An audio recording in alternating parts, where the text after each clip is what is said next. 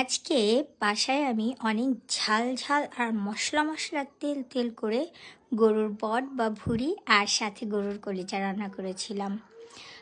যদিও এটাকে অনেক জায়গায় গরুর বট বলে, আবার বাগেরহাটের স্থানীয় ভাষায় এটাকে গরুর ভুঁড়ি বলে, আর গরুর কলিজাটা তো সব জায়গায় কলিজাই বলে। আর হ্যাঁ, এটা দেখতে অনেক তেল তেল হয়েছে, কারণ তেল তেল করেই রান্না করেছি। এটা মুড়ি আর ছোলা দিয়ে মেখে খাবো তাই। আর ঝালও দিয়েছি একটু, ঝাল ঝাল ভালোই লাগে এটা খেতে। আর অনেক জায়গার মানুষই গরুর বটটা অনেক পছন্দ করে। স্ট্রিট ফুড হিসাবেও এটা খুব ভালো ফেমাস, অনেকেই রাস্তার পাশ থেকে এটা কিনে খায়। আর বাড়িতে রান্না করাটা অনেক ঝামেলা হয় পরিষ্কার টরিষ্কার করা, যদিও এখন গোশের দোকান থেকে এটা পরিষ্কার করে দেয়। তো সাথে ভাবলাম একটু মুড়ি নিয়ে নিই, মুড়ি, তারপরে আপনার হচ্ছে গিয়ে ছোলা ছিল, তারপরে যে বেগুনি ছিল, আলুর চপ ছিল, ডিমের চপ ছিল, সব কিছু সবজির চপ মিশিয়ে বেশ একটা কি বলে ছোলা মাখা মুড়ি মাখা করে ফেলেছিলাম। খেতে বেশ ভালোই হয়েছিল শসাটা দিয়ে, যদি অল্প পরিমাণের করেছিলাম, কারণ আমি অল্প পরিমাণেরই খাই।